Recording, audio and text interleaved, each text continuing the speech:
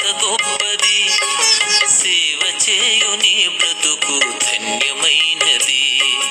బలవంతుడుగా ఉండుమా, క్రీస్తు యేసు కృపతో నిండుమా. బలవంతుడుగా ఉండుమా, క్రీస్తు యేసు కృపతో నిండుమా.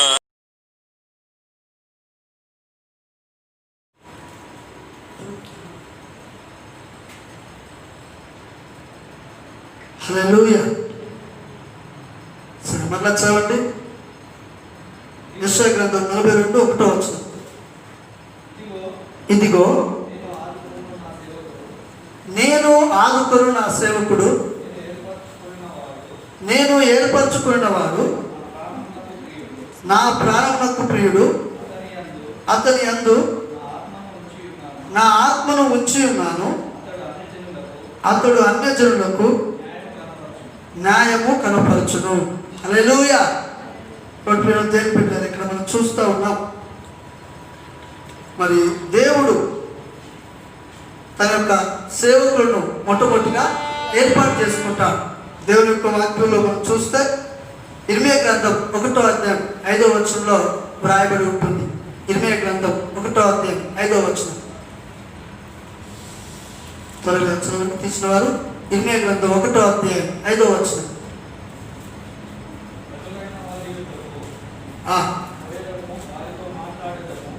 ఇర్మియా 1:5. యెహోవా వాక్కు నాకు ప్రత్యక్షమై ఈలాగు సెలవిచ్చెను, గర్భములో నేను నిన్ను రూపింపక మునుపే నిన్ను ఎరిగితిని. నీవు గర్భము నుండి బయలుపడక మునుపే నేను నిన్ను ప్రతిష్ఠించితిని, జనములకు ప్రవక్తగా నిన్ను నియమించితిని. హల్లెలూయా. కాబట్టి దేవుడు తన యొక్క సేవకులను మరి తల్లి గర్భంలోనే రూపించుకుంటాడు. అఫ్కోర్స్ ప్రతి విశ్వాసం కూడా దేవుడు తల్లి గర్భంలోనే ఏర్పాటు చేసుకుంటాడు.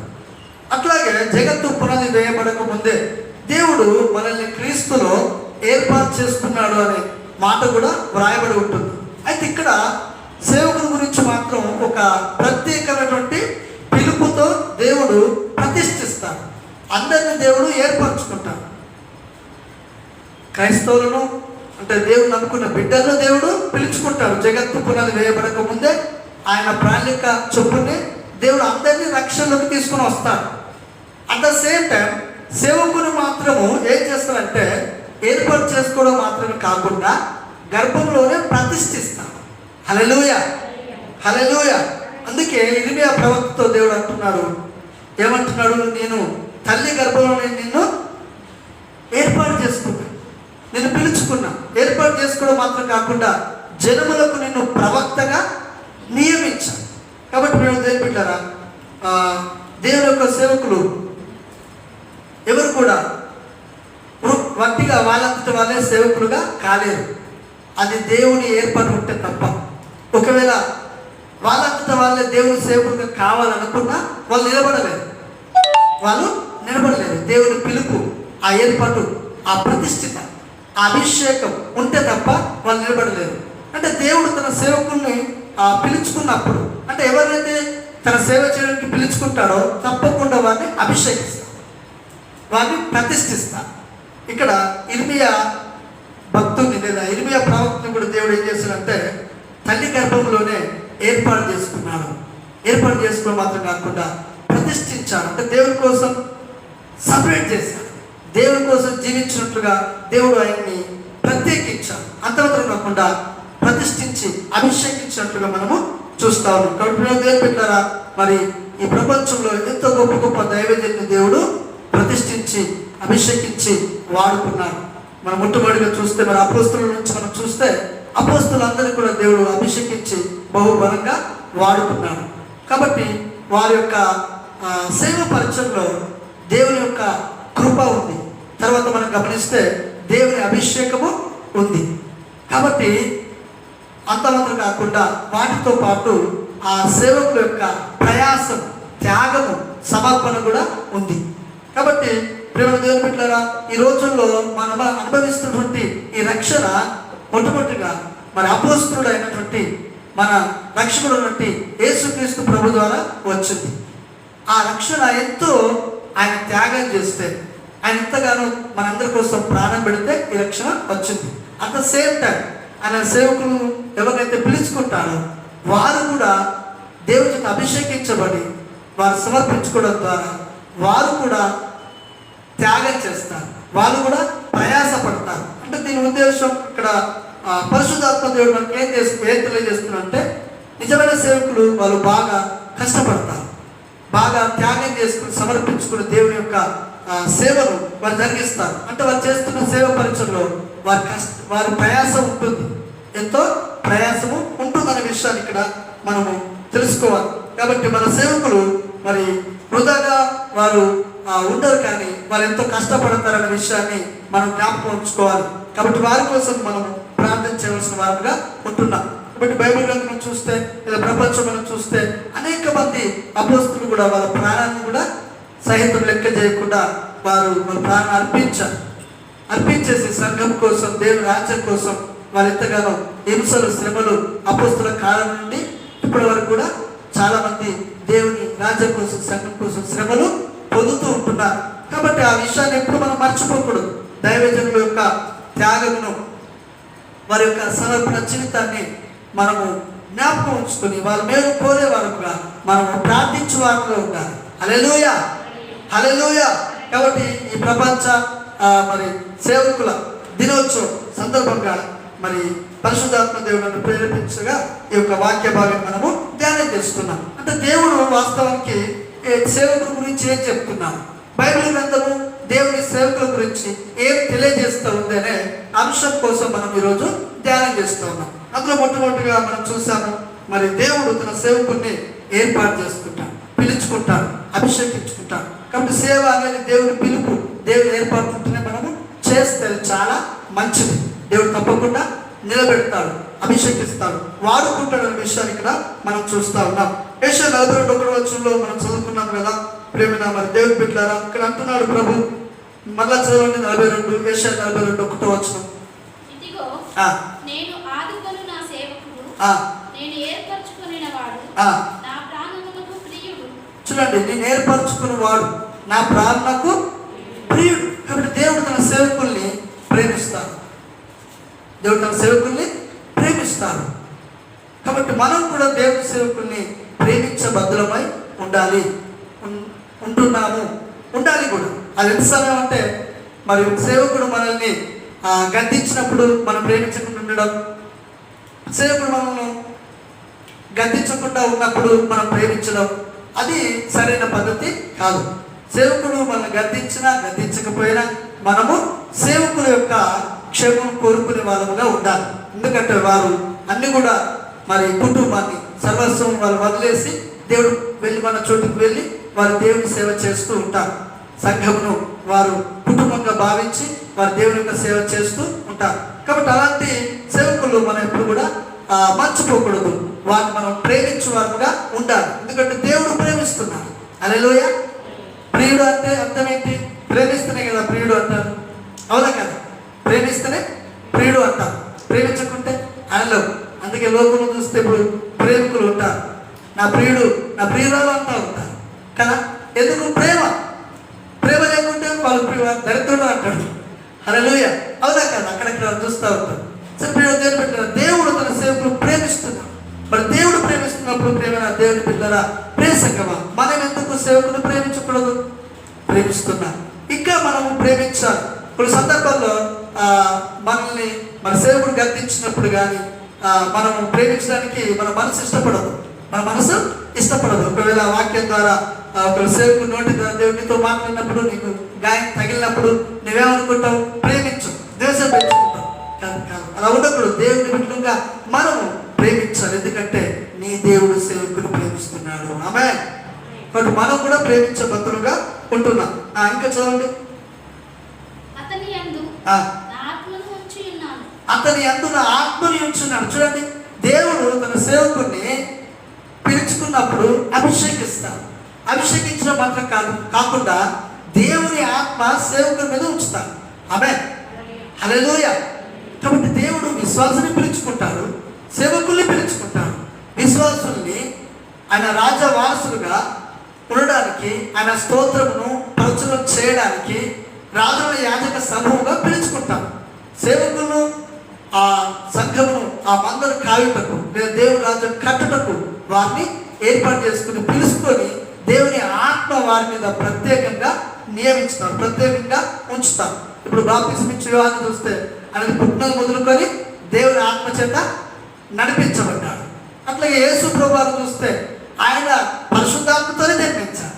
ఆమేన్, పరిశుద్ధాత్మతోనే జన్మించారు. దేవుని బిడ్డలారా, కాబట్టి సేవకుల పైన దేవుని ఆత్మ ఉంటుంది. ఆ విషయాన్ని ఎప్పుడు మనం మర్చిపోకూడదు. మొట్టమొదటి మనం చూసాం, సేవకులను దేవుడు ప్రేమిస్తున్నాడు. హల్లెలూయా. సేవకులను దేవుడు ఏర్పాటు చేసుకున్నాడు. అంటే నేను ఏదో సేవకులను గొప్ప చేసి విశ్వాసుల్ని తక్కువ చేయడం నా ఉద్దేశం కాదు. విశ్వాసం దేవుని సేవకునికి పిల్లలు. ఇక్కడ మన టాపిక్ ఏంటంటే, మన అంశం ఏంటంటే, అసలు దేవుడు ఏం చెప్తున్నాడు సేవకుల గురించి అనే విషయాన్ని మాత్రమే నేను పంచుకుంటున్నాను. అంత మాత్రమే కానీ విశ్వాసం తక్కువ చేయడం నా ఉద్దేశం కాదు, నా టాపిక్ కాదు. అంటే దేవుడు సేవకుల్ని ఎంతగా విలువ ఇస్తున్నాడు అనేది మనం తెలుసుకోవాలి. మనం తెలుసుకోకుంటే మనం ఏం చేయలేము. ఒక విషయం గురించి మనకు తెలిస్తేనే దాని గురించి మనం ఏమైనా మాట్లాడగలుగుతాం, ఏమైనా చేయగలుగుతాం. ఆ ప్రాముఖ్యత మనకు తెలియనప్పుడు మనం ఏం చేయలేము. ఆ ప్రాముఖ్యత మనకు తెలియనప్పుడు మనం ఏమి చేయలేము. ఇప్పుడు దేవుని బిడ్డలారా, ఆ ప్రాముఖ్యత బైబిల్ గ్రంథంలో దేవుడు ఇచ్చాడు సేవకుడికి. కాబట్టి ఇక్కడ చూస్తూ ఉన్నాం, దేవుడే ఏర్పాటు చేసుకుంటాడు, ప్రతిష్ఠిస్తాడు. తర్వాత దేవుడు ప్రేమిస్తున్నాడు, మనం కూడా ప్రేమించాలి. తర్వాత దేవుడు తన ఆత్మను సేవకుల మీద ఉంచుతాడు. ఇంకా చదువు. అతడు అన్య జనులకు న్యాయం కనపరచును. అంటే అర్థం ఏంటంటే, అన్య జనులకు సువార్త ప్రకటిస్తాడు. దేవుని బిడ్డలారా, ఇక్కడ కూర్చున్న మన అందరం కూడా అన్యుల నుంచి వచ్చాం. అవును, ఇక్కడ కూర్చున్న మన అందరం కూడా అన్య జనం నుంచి వచ్చాం. ఎవరో ఒక సేవకుడు మనకు ప్రకటిస్తే తప్ప మన రక్షణకు రాలేదు. హల్లెలూయా.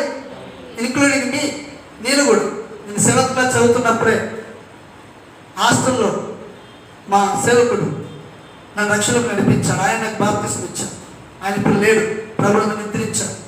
మేము తర్వాత వెళ్ళి వాళ్ళు పలకరించి రావడం కూడా జరిగింది. వాళ్ళు ఎంతో సంతోషపడ్డారు. తర్వాత మళ్ళీ మా ఆత్మీయ తండ్రి గారు హ్యారీ గోమ్స్ గారు ఆ విధంగా మమ్మల్ని ఈ విధంగా ట్రైనప్ చేసి దేవుని సేవలో ప్రోత్సహిస్తున్నారు. సరే, ఏదేమైనప్పటికీ దేవుని బిడ్డలారా, ఇక్కడ మనం చూస్తూ ఉన్నాం, మన దాని మాట అన్ని జనులకు న్యాయం తీర్చును. అంటే అన్ని జనులకు సువార్త ప్రకటిస్తారు. కాబట్టి ఇక్కడ మనందరూ కూడా ఎవరో ఒక సేవకుడు మనకు సువార్త ప్రకటించి మనకు రక్షణ మార్గం తెలియపరిచి మన రక్షణలోకి నడిపించాం. ఆ విషయాన్ని ఎప్పుడు కూడా మనము మర్చిపోకూడదు. అది మీ సంఘ కాపులు కావచ్చు, లేదా మీరు ఎక్కడ రక్షింపబడి ఉంటే, ఇక్కడ స్థిరపడి ఉంటే, అది ఎవరైనా కావచ్చు. కానీ మనం ఆ విషయాన్ని ఎప్పుడు కూడా గమనించాలి. సేవకుల ద్వారా దేవుడు ప్రజలందరినీ అన్ని జనులకు సువార్త ప్రకటించి ఆ రక్షణలోనికి తీసుకొని వస్తాడు. కాబట్టి నిన్ను రక్షణకు తీసుకొచ్చిన నీ సేవకులను ఎప్పుడు కూడా మర్చిపోకూడదు. నువ్వు ప్రేమించాలి, నువ్వు ప్రార్థన చేయాలి అనే విషయాన్ని ఇక్కడ మనము జ్ఞాపకం చేసుకుంటూ ఉంటున్నాం. హల్లెలూయా, హల్లెలూయా. ఇప్పుడు మేము దేవునిరా, మన దేశంలో చాలా మంది గొప్ప గొప్ప దైవజనులు సేవ చేశారు. గొప్ప గొప్ప దైవజనులు సేవ చేశారు. ప్రపంచం కూడా చాలా మంది గొప్ప గొప్ప దైవజనులు సేవ చేశారు. ఈ బైబిల్ గ్రంథం కూడా మన తెలుగు భాషలోకి రావడానికి విలియం కేరీ గారు ఎంతో ప్రయాసపడ్డారు. విలియం కేరీ గారు మరి మన దేశం కాదు, వేరే దేశం నుంచి వచ్చి కలకత్తాలో ఆయన చెప్పులు కుట్టుకుంటూ కూడా ఆయన తన జీవనాన్ని కొనసాగించారు. చెప్పులు కుట్టుకుంటూ తర్వాత తన భార్య పిచ్చింది, తన భార్యకు పిచ్చి పట్టింది. పిల్లలు చనిపోయిన తర్వాత పిచ్చి పట్టింది. ఆ పిచ్చి పట్టిన భార్యను చూసుకుంటూ ఆయన పని చేసుకుంటూ బైబిల్ తర్జుమా చేశారు. మన భారతదేశంలో దాదాపుగా ఒక 40 నుంచి 50 భాషల్లోకి బైబిల్ను తర్జుమా చేశారు విలియం కేరీ గారు. కాబట్టి దేవుని ఎంతో ప్రయాసపడ్డారు. అంటే ఆ ప్రయాసం దేవుని కృపే. హల్లెలూయా. దేవుడు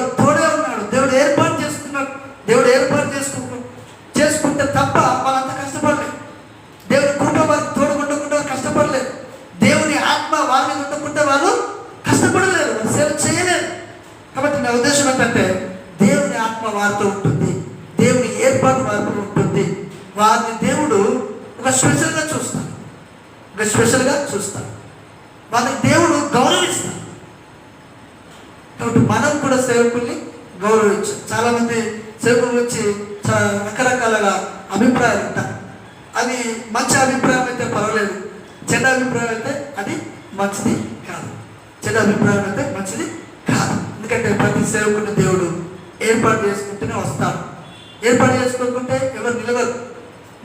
మీరు చూస్తే చాలామంది సేవకులకు వస్తారు, వచ్చిన తర్వాత మనసును బట్టి వారు మరణంలోకి వెళ్ళిపోతారు. కారణం ఏంటంటే పిలుపులేదు.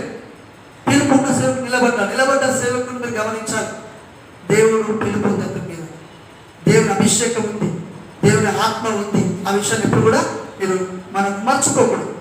దేవుని ద్వారా ఆ విలియం కేర్ గారు మన తెలుగు బైబిల్ని కూడా విలియం కేర్ గారే తర్జుమా చేశారు. తర్వాత మనం చూస్తే మన భారతదేశంలో మొట్టమొదటిగా తమిళ్ బైబిల్ తర్జుమా చేయబడింది. సీగెన్ బాల్ అనే ఒక మిషనరీ, డానిష్ మిషనరీ జీగెన్ బాల్ అనే ఆయన స్పెయిన్ దేశం నుంచి లేదా డానిష్ దేశం నుంచి వచ్చి ఆయన 7 నెలలు ఓడ ప్రయాణం చేసి మన భారతదేశంకి వచ్చి మరి చెన్నై తమిళనాడులో ఒక ప్రాంతానికి వచ్చి అక్కడ ఆయన జైల్లో వేయబడ్డాడు. చిన్నపిల్లల మధ్య కూర్చొని ఆలు నేర్చుకొని ఆయన తమిళ ఆలు నేర్చుకొని ఆయన భారతదేశంలో మొట్టమొదటిగా బైబిల్ని తమిళ్లోకి తర్జుమా చేయబడింది. తర్వాత తెలుగులోకి విలియం కేర్ గారు వచ్చిన తర్వాత మన భారతదేశంలో చాలా భాషల్లోకి దాదాపు ఒక 40 నుంచి 50 భాషల్లోకి విలియం కేర్ గారిని తర్జుమా చేశారు. దానికంటే ముందు తమిళ్ బైబిల్ తర్జుమా చేయబడింది. కాబట్టి మేము దేవుని బిడ్డలారా ఎంతో ప్రయాసం ఉంది. మన చేతుల్లో ఉన్న బైబిల్ కూడా ఎంతో ప్రయాసపడితే ఎంతో మంది వారి యొక్క ప్రాణాలు త్యాగం చేస్తే, వారి యొక్క ఆర్థికమైన వనరులు త్యాగం చేస్తే మనకు వచ్చింది. ఆ విషయాన్ని ఎప్పుడు కూడా మనం మర్చిపోకూడదు. మన ఇచ్చిన దేవుడి ఇచ్చిన రక్షణ కూడా ఎంతో విలువైనదనే విషయాన్ని మనం మర్చిపోకూడదు. ఎందుకంటే మనము విలువను గుర్తించాలి, దేవుని విలువను గుర్తించాలి, సేవకుల విలువను మనం గుర్తించాలని పరిశుద్ధాత్మ దేవుడు మనకు తెలియపరుస్తూ మనల్ని బలపరుస్తున్నాడు. మనల్ని మరోసారి పురుగొలుపుతున్నాడు. చాలా మందికి ఈ విషయాలు తెలుసు, కానీ మరోసారి దేవుడు ఏం చేస్తున్నాడు? పురుగొలుపుతున్నాడు. మరోసారి God is talking with you, దేవునితో మాట్లాడుతూ నిన్ను బలపరుస్తూ ఉంటున్నాడు. ఇప్పుడు దేవుని బిడ్డలారా ఇంకా మనం చూసినట్లయితే సాధు సుందర్ సింగ్ గారు మంచి గొప్ప దైవజనుడుగా ఆయన గొప్ప సేవ చేశారు. మంచి గొప్ప సేవ చేశారు. ఆయన నమ్ముకున్న తర్వాత ఆయన తిట్టిన అన్నంలో వాళ్ళ కుటుంబస్తుల విషయం పెట్టారు. ఆయన దేవుని విశ్వాసం ఉంచారు. అతనికి ఏమి కాలేదు. హల్లెలూయా. అతనికి ఏమి కూడా కాలేదు. ఆ విషయము ఆయనకు హాని చేయలేదు. ఎందుకంటే వాక్యం రాయబడింది కదా, మీరు తేలను ఎత్తి పట్టుకుంటారు, మరణకరమైన ఏం తాగిన మీకు అపాయము కలగదు. మత్తయి సువార్త 20వ అధ్యాయం చివరిలో, మార్కు సువార్త 16వ అధ్యాయం చివరిలో మనకు ఆ మాటలు వ్రాయబడి ఉంటాయి. కాబట్టి మేము దేవుని బిడ్డలారా ఆయన గొప్ప పరిచయం చేస్తాం. ఆయన ఒకరోజు టిబెట్ దేశానికి వెళ్ళాడు. ఆ టిబెట్ దేశానికి వెళ్ళినప్పుడు అందులో ఒక గ్రామానికి వెళ్ళాడు. గ్రామానికి వెళ్ళి దేవుని యొక్క సువార్త చెప్దామని వెళ్తూ ఉన్నాడు. వెళ్ళినప్పుడు ఆ గ్రామస్తులు ఏం చేశారంటే ఆయన్ని గ్రామంలోకి రానివ్వకుండా అతన్ని వెళ్ళగొట్టే ఆ గ్రామం పక్కనే ఒక పెద్ద గుహ ఉంది. అది అరణ్యం లాంటిది గుహ ఉంది. ఆ గుహలోకి వెళ్ళి ఆయన ప్రార్థన చేయడం మొదలు పెడితే అదే రాత్రి ఆయన చంపడానికి అనేక మంది ఆ గ్రామస్తులు ఆయుధాలతో వచ్చారు. చంపుదామని వచ్చారు. వచ్చేసరికి ఏమైందంటే ఆయన గుహలో ఉండి ప్రార్థన చేస్తూ ఉంటే ఆ గుహ చుట్టూ దేవదూతలు ఉన్నారట. తెల్లని వస్త్రాలు వేసుకుని చాలా ప్రకాశవంతంగా ఉన్నారట. ఆయన చుట్టూ చాలా మంది దేవదూతలు ఉన్నారట. ఆ గుహ చుట్టూ చాలా మంది దేవదూతలు ఉన్నారట. ఉన్న తర్వాత ఆ ప్రజలు ఏం చేశారంటే ఆయన ఏమనకుండా ఆ రాత్రి అక్కడి నుంచి వెళ్ళిపోయారు. వెళ్ళిపోయిన తర్వాత పొద్దున్నే మరలా ఆ గుహ దగ్గరికి నైట్ వచ్చిన దానికంటే ఎక్కువ మంది వచ్చారు. ప్రజలు వచ్చి, అయ్యా నైట్ మిమ్మల్ని చంపుదామని వచ్చాం,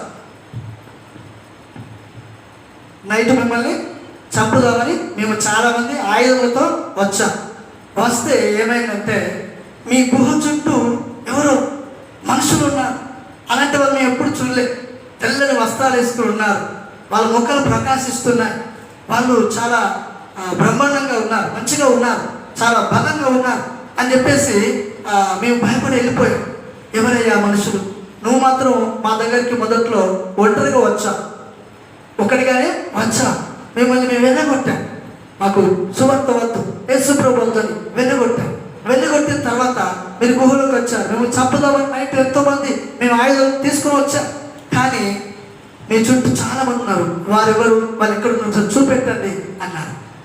అంటే అప్పుడు ఆయన నవ్వుతూ సమాధానం ఇచ్చారు, అయ్యా నా దగ్గర ఎవరూ లేరు, హల్లెలూయా, నేను ఎవరు తీసుకొని రాలేదు, నా దగ్గర ఎవరు కూడా లేరు. వాళ్ళెవరు అంటే దేవుని యొక్క దూతలు, హల్లెలూయా, దేవుని యొక్క దూతలు. వాళ్ళు వచ్చిన సంగతి నాకు కూడా తెలియదు.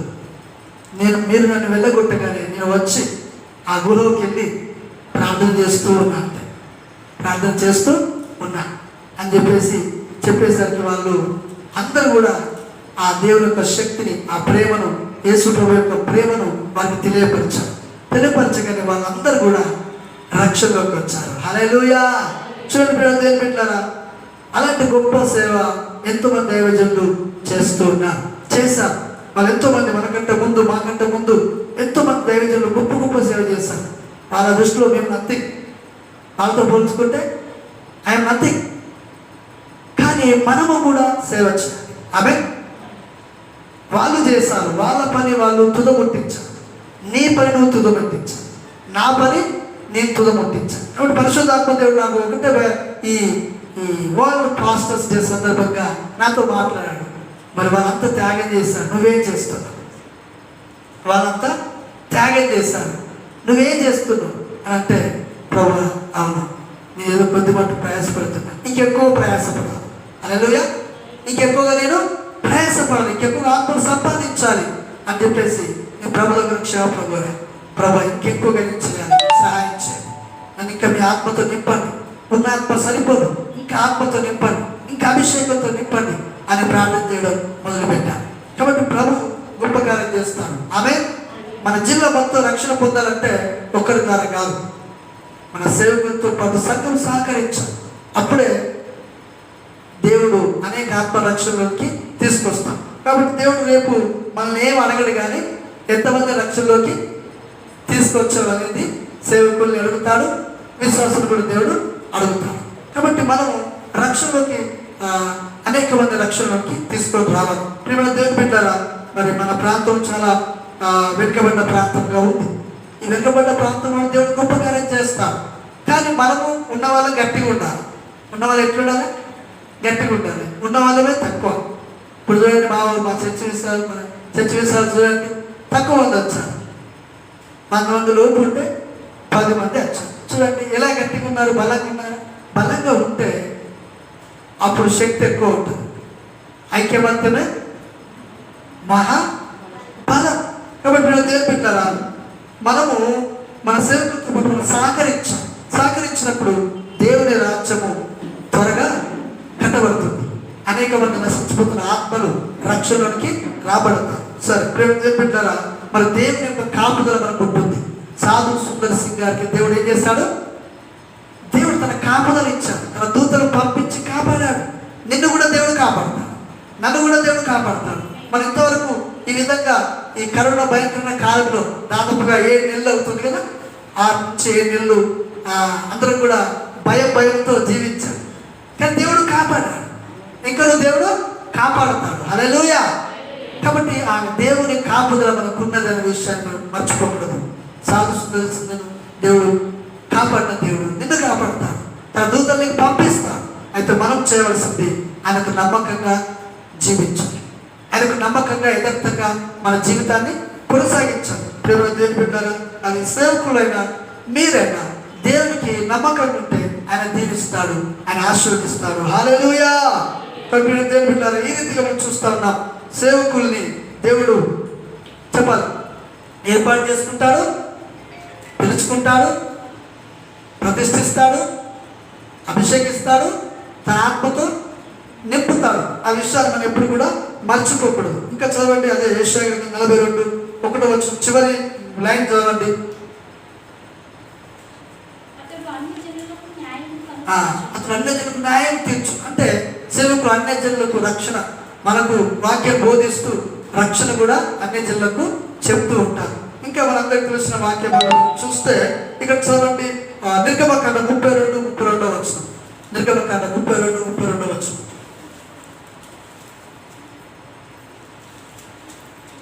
అయ్యో నీవు వారి పాపమును ఒకవేళ పరిగణించితివా లేని యెడల నీవు వ్రాసిన నీ గ్రంథంలో నుండి నా పేరు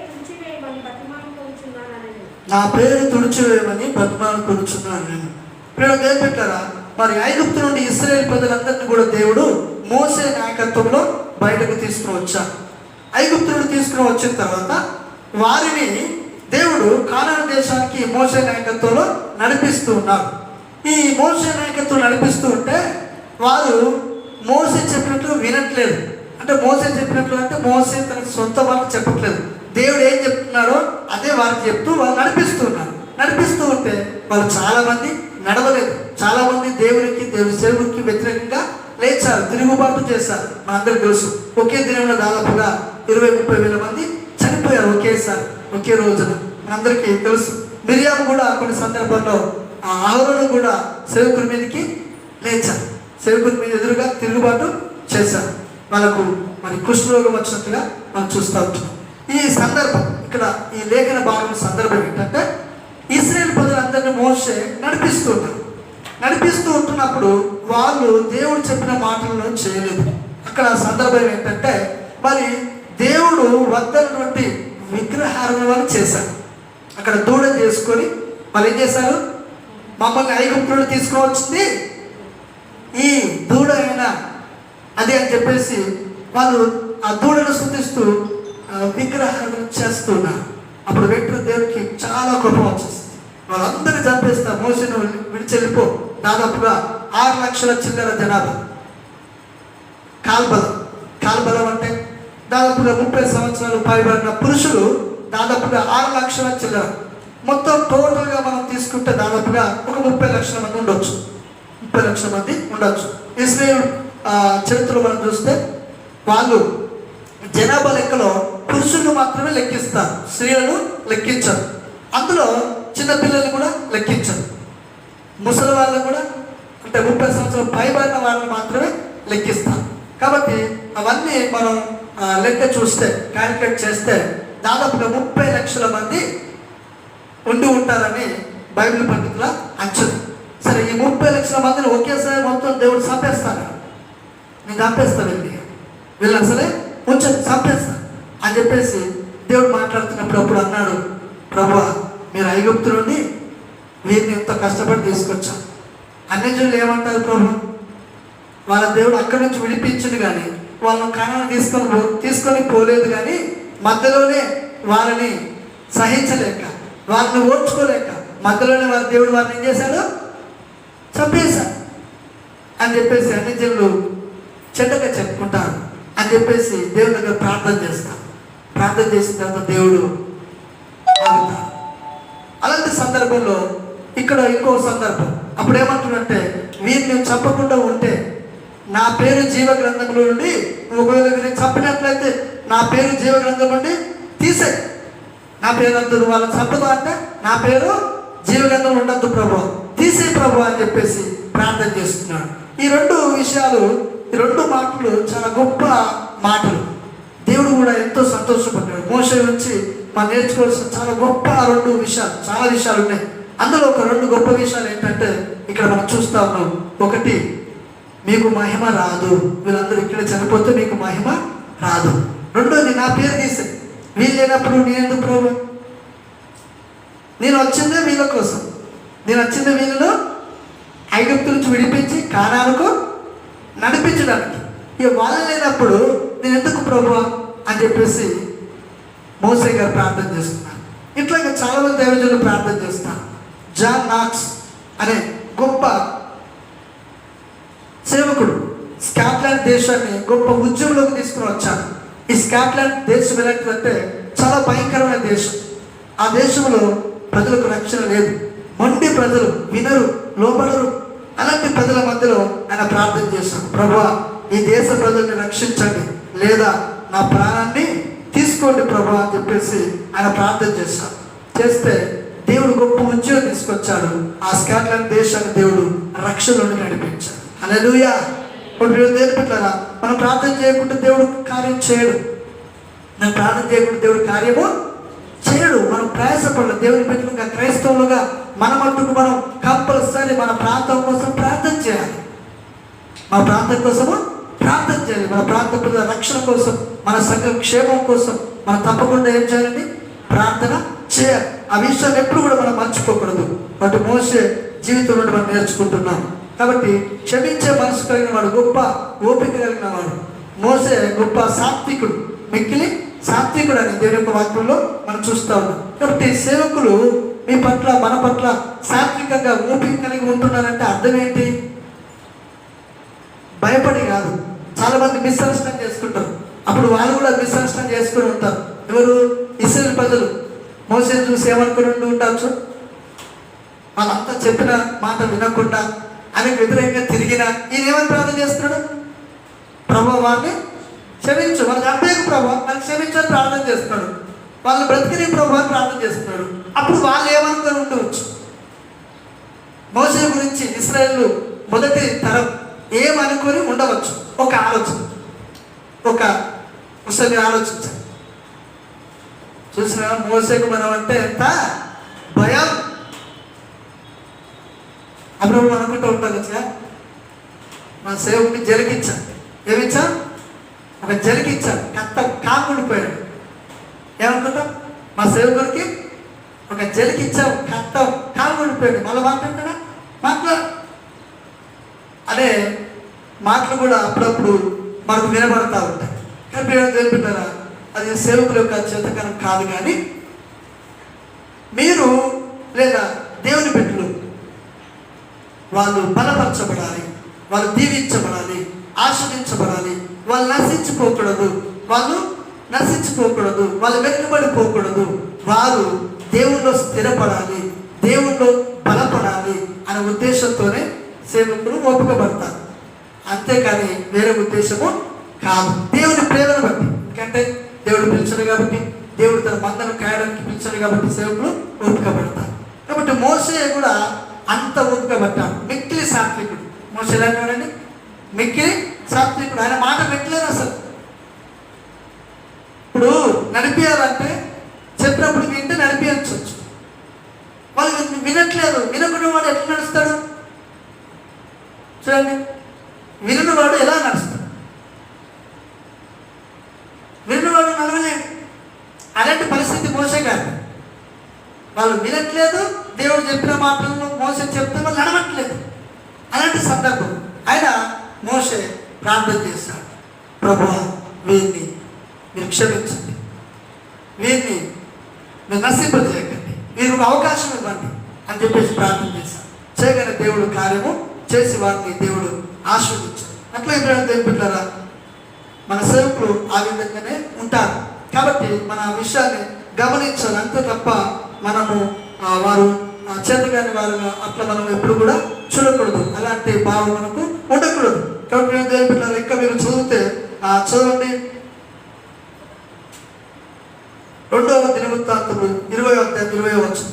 2వ దినవృత్తాంతములు 20వ అధ్యాయం 20వ వచనం.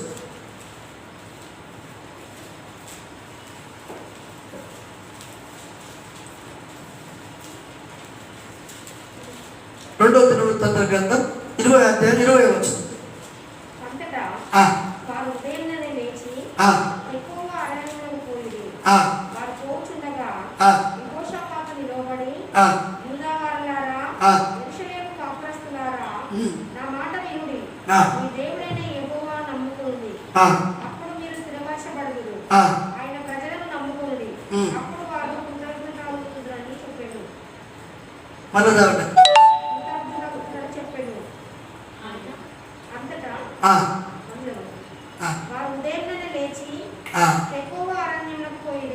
దేవుని ప్రజలు నమ్ముకోండి. దాని తర్వాత మాట, అప్పుడు మీరు కృతజ్ఞతలని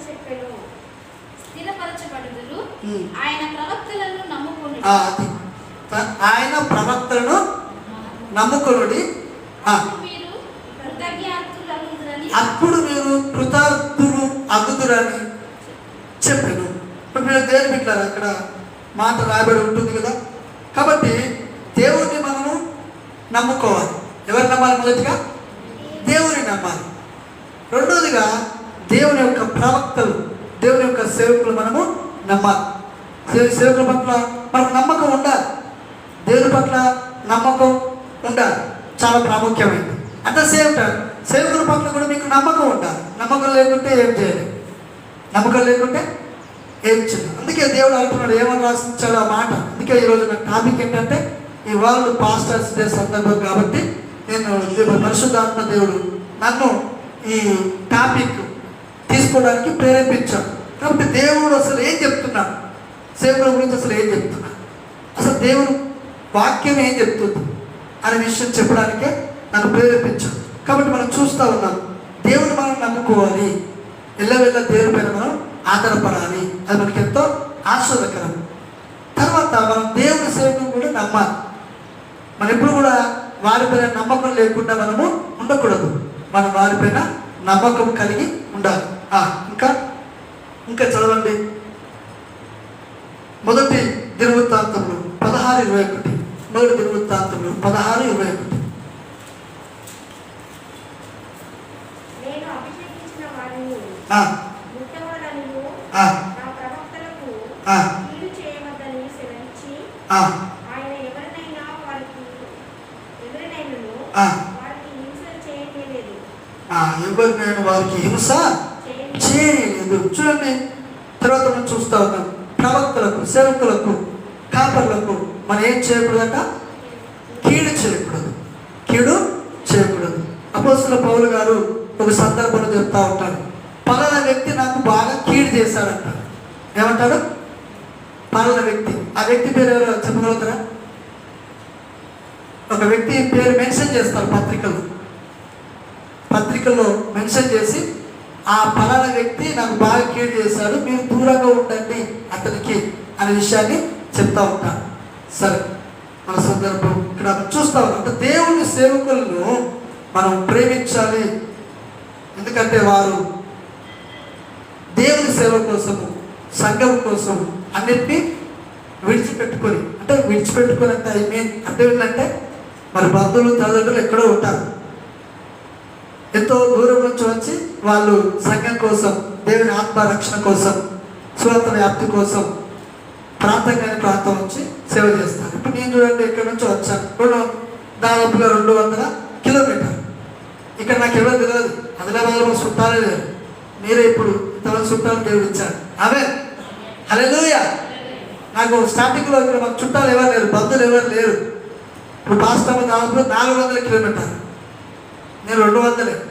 అమ్మగారు 400, నాకు డబుల్.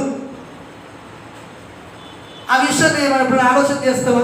మన హృదయంలో ఆ మాట వస్తుంది ఎప్పుడన్నా, ఆలోచన వస్తుంది ఎప్పుడన్నా?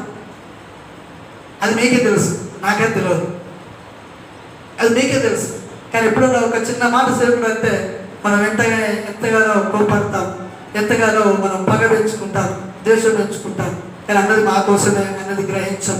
రెండోది వాళ్ళు ఎంతో దూరం నుంచి వచ్చారు, వాళ్ళు అన్నది మా కోసం అనేది కూడా మనం ఆలోచన చేయాలి, మనం గ్రహించాం. అంటే ఈ సందర్భంగా మిమ్మల్ని ఏదైనా బాధ పెట్టాలని నా ఉద్దేశం కాదు. ఈ సందర్భంగా అవకాశం దొరికింది కదా అని చెప్పేసి మిమ్మల్ని బాధలకు కూడా నా ఉద్దేశం కాదు. జనరల్గా మనం ఆలోచన చేస్తే ఆ విషయాలు మనకు అర్థమవుతాయి. బట్ దేవుని బిడ్డలారా, ఆ విషయాన్ని మనం ఎప్పుడు కూడా గమనించాం. ఇంకా చదవండి.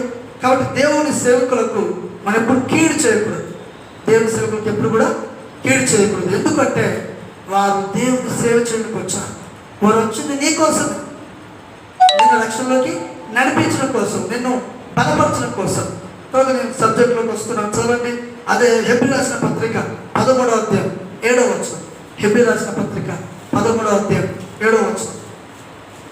హెబ్రీ రాసిన పత్రిక దేవుని వాక్యం బోధించి మీ పైన నాయకులుగా ఉన్నవారిని జ్ఞాపకం చేసుకొని వారి ప్రవర్తన ఫలమును శ్రద్ధగా తలంచుకొనుచు వారి విశ్వాసమును అనుసరించండి. కాబట్టి దేవుడు సంఘానికి కాపర్ని మాదిరిగా పెట్టాడు. అసలు కాపర్ అంటేనే అర్థం అది. కాపర్ అంటే అర్థం ఏంటంటే కాపర్ని చూసి సంఘము నడుస్తుంది అంటే అది అర్థం. కాపర్ అంటే అర్థం ఏంటి? ఇప్పుడు గొర్రెల కాపరి ఉన్నాడు. గొర్రెల కాపరి ఒకసారి మీరు ఆ దృశ్యాన్ని సరే జ్ఞాపకం చేసుకోండి. గొర్రెల కాపరి దృశ్యాన్ని జ్ఞాపకం చేసుకోండి. అప్పుడప్పుడు గొర్రెల కాపరి గొర్రెలు తీసుకొని వెళ్తూ ఉంటారు. మీరు అప్పుడప్పుడు కొన్ని పొలాల్లో చేతిలో మీరు చూస్తే అవి కనబడతా ఉంటాయి. ఒకసారి ఆ దృశ్యంలో ఎట్లా చూడండి. ఒకసారి గొర్రెల కాపరి ముందు ఉంటాడా వెనుకుంటాడా అవి ఎలా ఉంటాయి? ఒకసారి ఆ దృశ్యాన్ని మీ మైండ్లోకి తెచ్చుకోండి. గొర్రెల కాపరి ముందు నడుస్తూ ఉంటాడు, గొర్రెలు కాపర్ని వెంబడిస్తూ ఉంటాయి. ఇంకా మీరు జ్ఞాపకం చేసుకుంటే ఆ గొర్రెల్ని కర్రబట్టుకుని మంచిగా నడిపిస్తూ ఉంటారు. ఇది వాస్తవానికి కాపరి యొక్క డెఫినేషన్. కాపరి యొక్క పదానికి అర్థం ఏంటంటే కాపరి ఆ మందను కాస్తాడు, నడిపిస్తాడు. మనందరూ తెలుసు 23వ కీర్తనలో రాయబడి ఉంటుంది. ప్రత్యేకంగా మనం అందరూ తెలిసిన వాక్య భాగమే 23వ కీర్తన. దావీదు రాసిన 23వ కీర్తనలో యెహోవా నా కాపరి, నాకు లేమి కలగదు, పచ్చికల చోట్ల నన్ను పరుణ చేయించున్నాడు. అంటే మంచి మేతను దేవుడు ఇస్తాడు. ఆమె కాబట్టి దేవుడు నీ కాపరి నీకు ఆత్మీయంగా మంచి ఆహారాన్ని ఇస్తాడు. ఆమె ఆహారం దేవుని యొక్క వాక్యము మన ఆత్మకి ఏంటి? ఆహారం. అందుకే యేసు ప్రభువును సాతాను వచ్చి శోధిస్తుంది. 40 రోజులు ఉపవాసం చేశారు కదా యేసయ్య, చాలా ఆకలి ఉంది, నిరసించిపోతున్నావు, మీరు ఇంట్లోకి వెళ్ళే స్థితి లేదు, మీరు ఇంట్లోకి వెళ్ళి భోజనం చేసే పరిస్థితి ఎందుకు? మీరు ఆల్రెడీ చాలా శక్తివంతుడు, పక్కనే రాళ్ళు ఉన్నాయి, ఆ రాళ్ళు మీరు ఏం చేసుకోండి, రొట్టెగా మార్చేసుకొని తినేసేది, మీ ఆకలి తిరిగిపోతుంది అన్న ఉద్దేశంతో మా కూరతో మాట్లాడుతుంటారు. సాతాను మాట్లాడి ఆ విధంగా ఈ రాళ్ళు రొట్టెలుగా మార్చుకొని తినండి ప్రభు అని చెప్పి సాతాను యేసు ప్రభుకి సలహా ఇస్తాడు. అప్పుడు యేసు ప్రభు ఏమంటాడు? మనుషుడు రొట్టె వల్ల మాత్రం కాదు కానీ దేవుని నోటి నుండి వచ్చు ప్రతి మాట వలన జీవించును లేదా బ్రతుకును అని చెప్తాను. చూడండి తెలిపిట్టాను. ఆల్రెడీ యేసు ప్రభుకి ఇక్కడ కావాల్సింది ఏంటి? అసలు ఉపవాసం ఉన్న తర్వాత మనకు కావాల్సింది ఏంటి? మనం ఉపవాసం ఉంటాం ఫ్రైడే రోజు. ఈవినింగ్ అయిపోగానే మనం ఏం చేస్తాం? ఫోన్ వచ్చినా పక్కన పెడతాం, అన్ని పక్కన పెడతాం, ఫస్ట్ కడుక్కుంటావా అతను తినేస్తాం. అదే మనకు కావాల్సింది అదే కదా. ఇక్కడ కూడా యేసు ప్రభువుకి కావాల్సింది ఏంటి? అసలు శరీరాహారం కావాలి. సాతానుకు ఆ విషయం తెలుసు కాబట్టి అదే తీసుకొచ్చాం. కాబట్టి బలపరచు. అదేవిధంగా ఆత్మీయ తల్లిదండ్రులు కూడా అదే చేస్తారు. కానీ చాలామంది ఈ ఆత్మీయత విషయంలో నెగ్లెక్ట్ చేస్తారు. శరీర విషయంలో మనం చూస్తే మన పిల్లల పట్ల మనం ఎంతో శ్రద్ధ తీసుకుంటాం. శ్రద్ధ తీసుకొని మనం తిరిగి ఆశిస్తాం, మంచిగా వాళ్ళు పెంచాం, రేపు మనం కూడా ఏం చేస్తున్న వాళ్ళు ఇప్పుడు మనం పెంచుతున్నాం, కష్టపడుతున్నాం, వాళ్ళు గొప్పగా చేస్తున్నాం, రేపు మనల్ని వాళ్ళు ఏం చేస్తారు? ఏం చేయాలి చెప్పాలి? వాళ్ళు మనం మంచిగా చూసుకోవాలి. హల్లెలూయా. వాళ్ళు మనల్ని ఏం చేయాలి? మంచిగా చూసుకోవాలి. అది మనం ఎన్ని సంవత్సరాలు ఉంటుంది? ఇక్కడ 70-80 సంవత్సరాలు. నీ ఆత్మ ఎన్ని సంవత్సరాలు ఉంటుంది?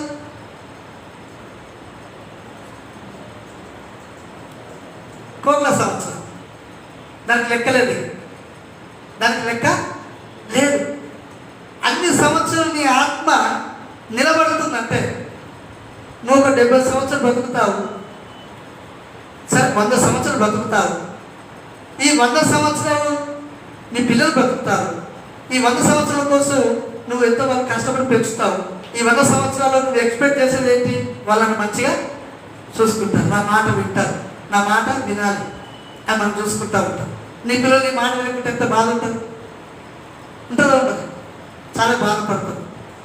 ఎంతో కష్టపడి పెంచాము. చూడండి, చాలామంది మరి కొంతమంది తల్లి చనిపోతే తండ్రి పెంచుతారు, కొంతమంది తండ్రి చనిపోతే తల్లి పెంచుతారు. ఎంతో కష్టపడి వాటిని పైకి తీసుకొస్తారు. ఆ విషయాన్ని మనం ఎప్పుడు కూడా మర్చిపోవద్దు. పిల్లలు వాళ్ళు పెంచుతున్న విధానం ఎప్పుడు కూడా మనం మర్చిపోవద్దు. వాళ్ళ మాట వినకుండా వాళ్ళకి ఎదురు మాట్లాడడం అప్పుడప్పుడు న్యూస్లో చూస్తాం. ఆ మధ్య కరోనా వచ్చింది. కరీంనగర్ ఒక అమ్మకి ఏమొచ్చింది?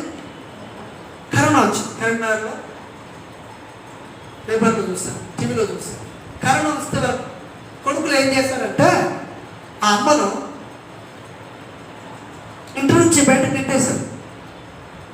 ఇంటి నుంచి బయటకు నెట్టేశారు. ఇంకొక ప్రాంతంలో అట్లాగే జరిగింది. చూడండి, వాళ్ళు ఎంతో కష్టపడి ఆ స్థితికి తీసుకొచ్చిన వాళ్ళు ఏం చేశారు? ఇంటి నుంచి నెట్టేశారు. అప్పుడు ఈ ఇరుగు పొరుగు వాళ్ళు అందరు వచ్చి 2-3 తిట్లు తిట్టి వాళ్ళ గవర్నమెంట్ వారికి ఫోన్ చేస్తే వాళ్ళు వచ్చి మంచిగా ఆమెను చూసుకున్నారు. హల్లెలూయా. చూడండి, ఇలాంటి సిచ్యువేషన్ జరుగుతూ ఉంటాయి. కానీ 78 సంవత్సరాలకే నువ్వు అంత కేర్ తీసుకుంటావు. కానీ నీ ఆత్మ ఎన్ని సంవత్సరాలు ఉంటుంది? ఎన్నో కోట్ల సంవత్సరాలు ఉంటుంది. ఆ ఆత్మకు నీకు రోజు ఆత్మీయ ఆహారం నీ సేవకులు ఇస్తున్నారు. నిన్ను కాపాడుతున్నావు. నిన్ను తప్పిపోకుండా ఏం చేస్తున్నాడు? కాపాడుతున్నాడు. రక్షణ భాగం నుంచి, రక్షణ పొందిన నుంచి ఇప్పటి వరకు నువ్వు గమనిస్తే ఎన్నిసార్లు నువ్వు చర్చి రాకుండా ఉండవచ్చు? ఎన్నిసార్లు నీకు శోధనలు వచ్చి నువ్వు నిరాశతో అవిశ్వాసంగా ఉండవచ్చు? ఎన్నిసార్లు సేవకుడు నీ దగ్గరకు వచ్చి అలా ఉండకూడదు. శోధనలు వస్తాయి, దేవుడు తొలగిస్తాడు. పరీక్ష నుంచి దేవుడు విడిపిస్తాడు, నీకు సహాయం చేస్తాడు. నువ్వు దేవుడి మందిరాన్ని విడిచిపెట్టద్దు, దేవుడిని విడిచిపెట్టద్దు, నువ్వు దేవుళ్ళు ఎదగాలి అని ఎన్నిసార్లు సేవకుడు నీకు చెప్పి ఉంటాడు. ఇవన్నీ మనం గుర్తు చేస్తాం. జనరల్గా ఇవన్నీ మనకు గుర్తురాదు. కానీ మనం గమనించాం. దేవుని బిడ్డలారా, మనం గమనించాం. అంటే తల్లిదండ్రులు పిల్లల్ని ఆ విధంగా పెంచుతున్నప్పుడు మనం అవన్నీ గమనించాలి. తల్లిదండ్రులుగా మన బాధ్యత ఏంటంటే మనం వాళ్ళు మంచిగా చూసుకోవాలి, మంచి ఆహారం వారికి పెట్టాలి, వారికి మంచి ఆత్మీయ ఆహారాన్ని ఇవ్వాలి, వాళ్ళ కోసం ప్రార్థన చేయాలి. ఈ విషయాన్ని మనం గమనించాలి. గమనించినప్పుడు నువ్వు ఎంతగానో దీవించబడతావు. ఆమేన్. హల్లెలూయా.